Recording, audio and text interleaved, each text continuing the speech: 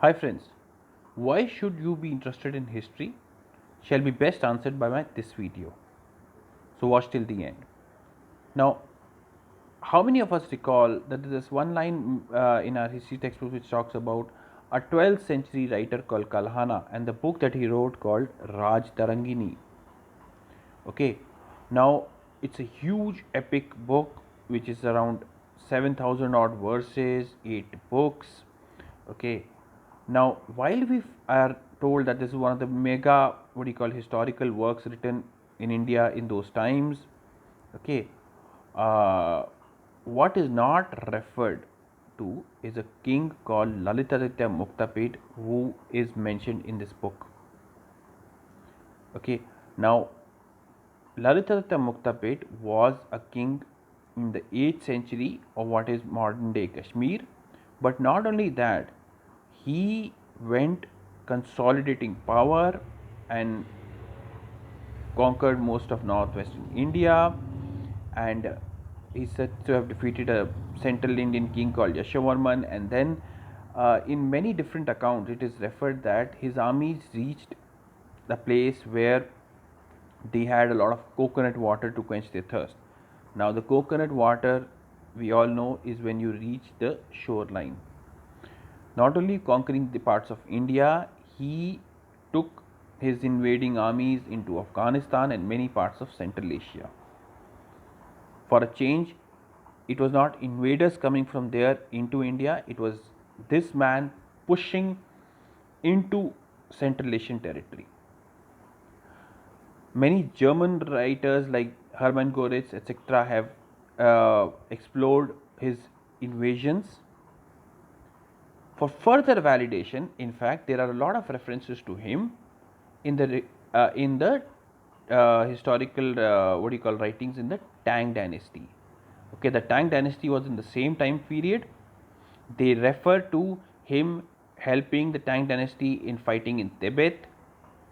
Of course, the Tang dynasty says that they were the supreme ruler and he was probably a vassal of the Tang dynasty. But there are enough and more references to this king in the Tang dynasty historical writings. Yet we are not told about Lalitaditya Muktapida. We are not told that his armies were there in Afghanistan, and well, Kalhana is accused of over exaggerating that probably he went around most parts of Central Asia and conquering a large portion.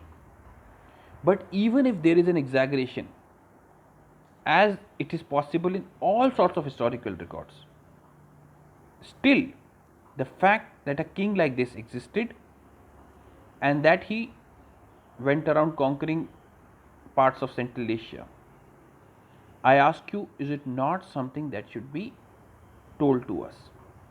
If there are exact dates or exact territories in question, that should be one of the major aims to evaluate by the government or the, what do you call, archaeological society or any of these other historians.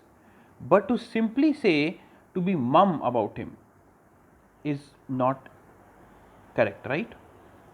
If Kalhana's Rajatarangini was absolutely pure fiction, why is it mentioned to us as a historical work?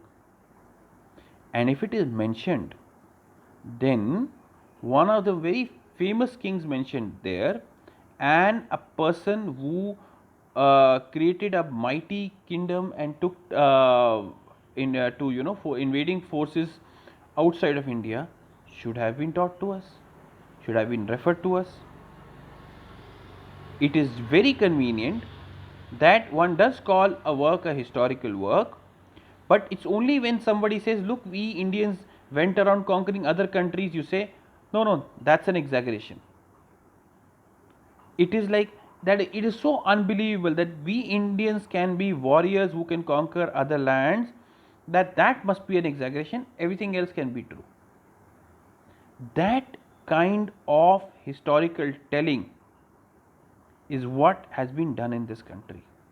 And I think it is high time that at an individual level and at a what do you call larger level, we need to reevaluate what we are teaching our children. Thank you. Bye.